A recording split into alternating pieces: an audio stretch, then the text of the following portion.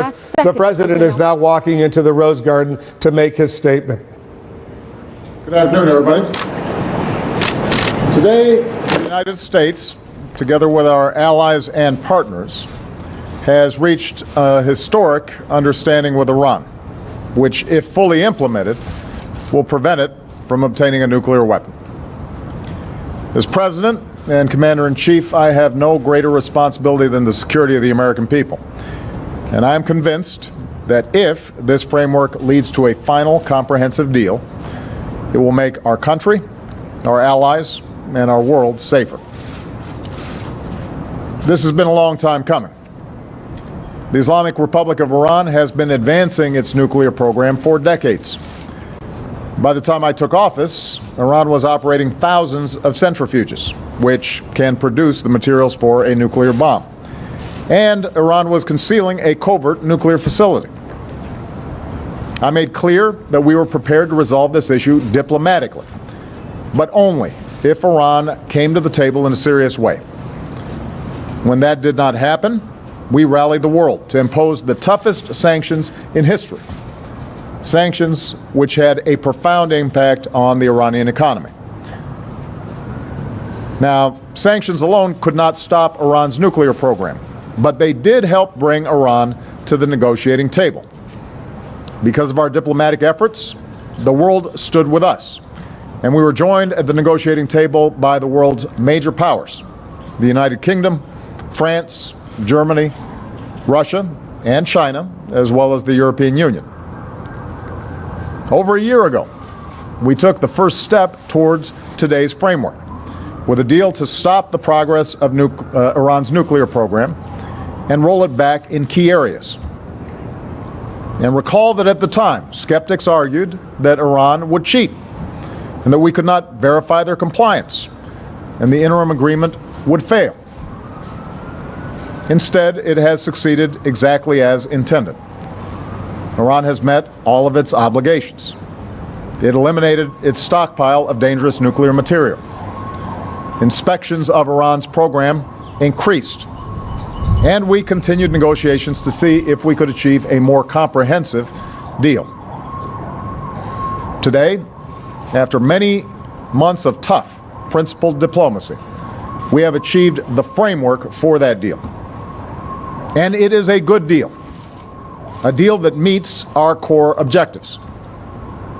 This framework would cut off every pathway that Iran could take to develop a nuclear weapon. Iran will face strict limitations on its program, and Iran has also agreed to the most robust and intrusive inspections and transparency regime ever negotiated for any nuclear program in history. So this deal is not based on trust. It's based on unprecedented verification. Many key details will be finalized over the next 3 months, and nothing is agreed to until everything is agreed. But here are the basic outlines of the deal that we are working to finalize. First, Iran will not be able to pursue a bomb using plutonium because it will not develop weapons-grade plutonium. The core of its reactor at Arak will be dismantled and replaced.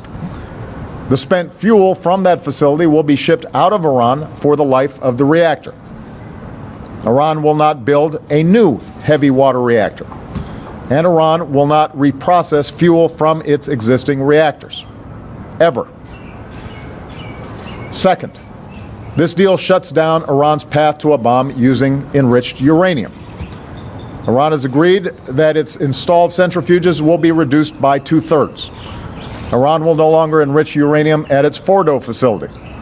Iran will not enrich uranium with its advanced centrifuges for at least the next 10 years.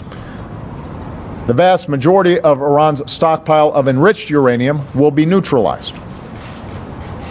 Today, estimates indicate that Iran is only 2 or 3 months away from potentially acquiring the raw materials that could be used for a single nuclear bomb.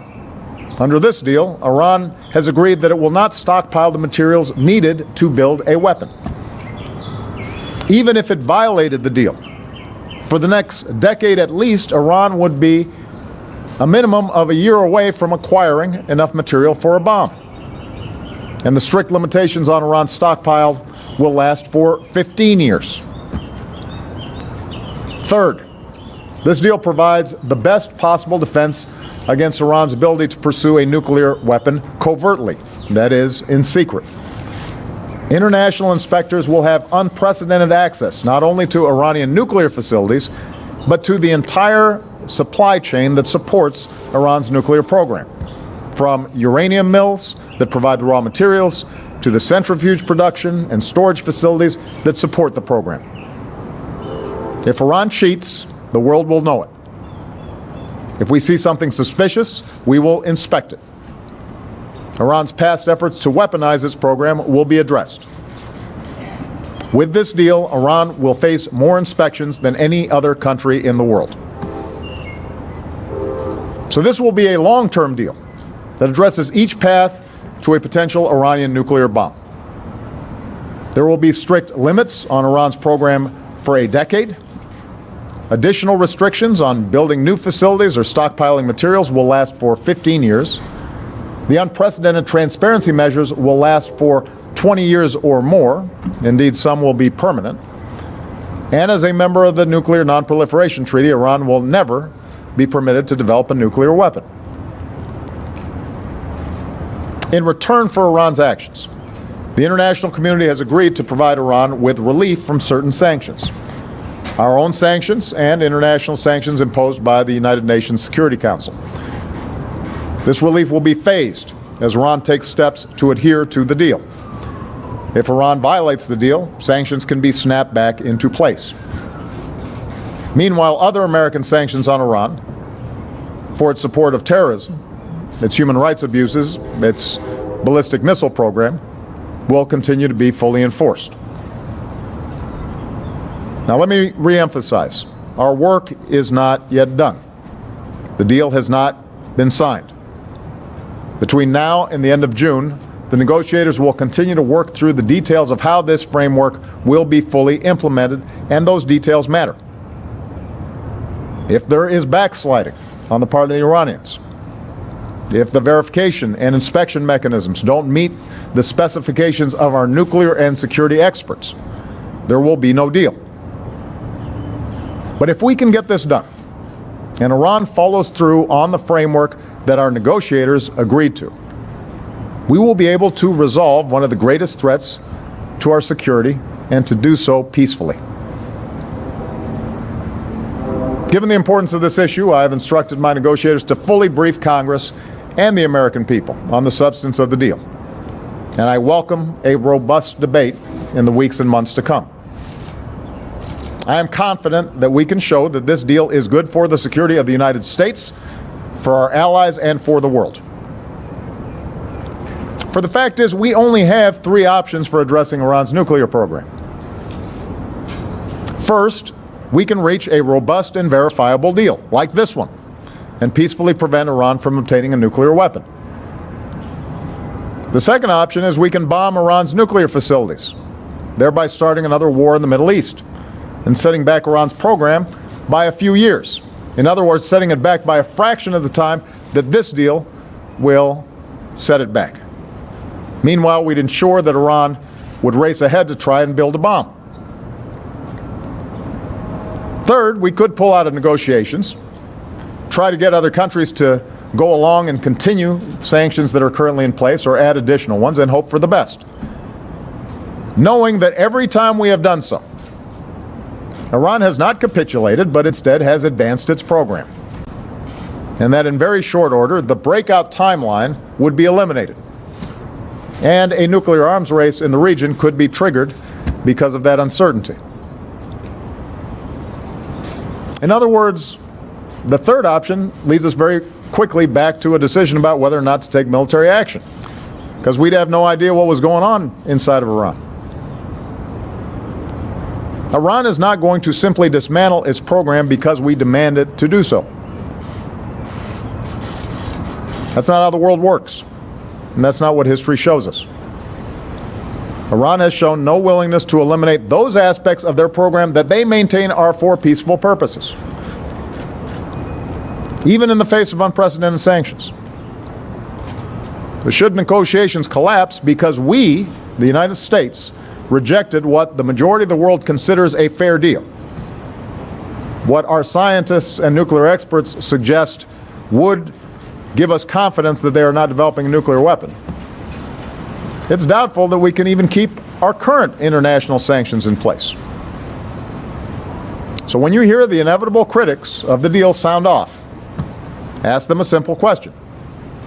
Do you really think that this verifiable deal, if fully implemented, backed by the world's major powers, is a worse option than the risk of another war in the Middle East? Is it worse than doing what we've done for almost 2 decades with Iran moving forward with its nuclear program and without robust inspections? I think the answer will be clear. Remember, I have always insisted that I will do what is necessary to prevent Iran from acquiring a nuclear weapon, and I will. But I also know that a diplomatic solution is the best way to get this done and offers a more comprehensive and lasting solution. It is our best option by far. And while it is always a possibility that Iran may try to cheat on the deal in the future, this framework of inspections and transparency makes it far more likely that we'll know about it if they try to cheat. And I or future presidents will have preserved all of the options that are currently available to deal with it. To the Iranian people, I want to reaffirm what I've said since the beginning of my presidency. We are willing to engage you on the basis of mutual interests and mutual respect. This deal offers the prospect of relief from sanctions that were imposed because of Iran's violation of international law. Since Iran's supreme leader has issued a fatwa against the development of nuclear weapons, this framework gives Iran the opportunity to verify that its program is in fact peaceful. It demonstrates that if Iran complies with its international obligations, then it can fully rejoin the community of nations, thereby fulfilling the extraordinary talent and aspirations of the Iranian people. That would be good for Iran, and it would be good for the world. Of course, this deal alone, even if fully implemented, will not end the deep divisions and mistrust between our two countries. We have a difficult history between us. And our concerns will remain with respect to Iranian behavior so long as Iran continues its sponsorship of terrorism, its support for proxies who destabilize the Middle East, its threats against America's friends and allies, like Israel. So make no mistake, we will remain vigilant in countering those actions and standing with our allies. It's no secret that the Israeli Prime Minister and I don't agree about whether the United States should move forward with a peaceful resolution to the Iranian issue. If, in fact, Prime Minister Netanyahu is looking for the most effective way to ensure Iran doesn't get a nuclear weapon, this is the best option. And I believe our nuclear experts can confirm that. More importantly, I will be speaking with the Prime Minister today to make clear that there will be no daylight, there is no daylight, when it comes to our support for Israel's security and our concerns about Iran's destabilizing policies and threats towards Israel. And that's why I've directed my national security team to consult closely with the new Israeli government in the coming weeks and months about how we can further strengthen our long-term security cooperation with Israel and make clear our unshakable commitment to Israel's defense. Today I also spoke with the King of Saudi Arabia to reaffirm our commitment to the security of our partners in the Gulf. And I'm inviting the leaders of the 6 countries who make up the Gulf Cooperation Council, Saudi Arabia, the United Arab Emirates, Kuwait, Oman, Qatar, and Bahrain, to meet me at Camp David this spring to discuss how we can further strengthen our security cooperation while resolving the multiple conflicts that have caused so much hardship and instability throughout the Middle East. Finally, it's worth remembering that Congress has, on a bipartisan basis, played a critical role in our current Iran policy, helping to shape the sanctions regime that applied so much pressure on Iran and ultimately forced them to the table. In the coming days and weeks, my administration will engage Congress once again about how it can play a constructive oversight role. I'll begin that effort by speaking to the leaders of the House and Senate today. In those conversations, I will underscore that the issues at stake here are bigger than politics. These are matters of war and peace, and they should be evaluated based on the facts and what is ultimately best for the American people and for our national security. For this is not simply a deal between my administration and Iran. This is a deal between Iran, the United States of America, and the major powers in the world, including some of our closest allies. If Congress kills this deal, not based on expert analysis and without offering any reasonable alternative, then it's the United States that will be blamed for the failure of diplomacy. International unity will collapse, and the path to conflict will widen. The American people understand this, which is why solid majorities support a diplomatic resolution to the Iranian nuclear issue. They understand instinctively the words of President Kennedy, who faced down the far greater threat of communism and said, "Let us never negotiate out of fear, but let us never fear to negotiate." The American people remember that at the height of the Cold War, presidents like Nixon and Reagan struck historic arms control agreements with the Soviet Union, a far more dangerous adversary, despite the fact that that adversary not only threatened to destroy our country and our way of life, but had the means to do so. Those agreements were not perfect. They did not end all threats, but they made our world safer. A good deal with Iran will do the same. Today, I'd like to express my thanks to our international partners for their steadfastness, their cooperation. I was able to speak earlier today with our close allies, Prime Minister Cameron and President Hollande and Chancellor Merkel, to reaffirm that we stand shoulder to shoulder in this effort. And most of all, on behalf of our nation, I want to express my thanks to our tireless, and I mean tireless, Secretary of State John Kerry and our entire negotiating team. They have worked so hard to make this progress. They represent the best tradition of American diplomacy. Their work, our work, is not yet done, and success is not guaranteed. But we have a historic opportunity to prevent the spread of nuclear weapons in Iran, and to do so peacefully, with the international community firmly behind us. We should seize that chance. Thank you. God bless you.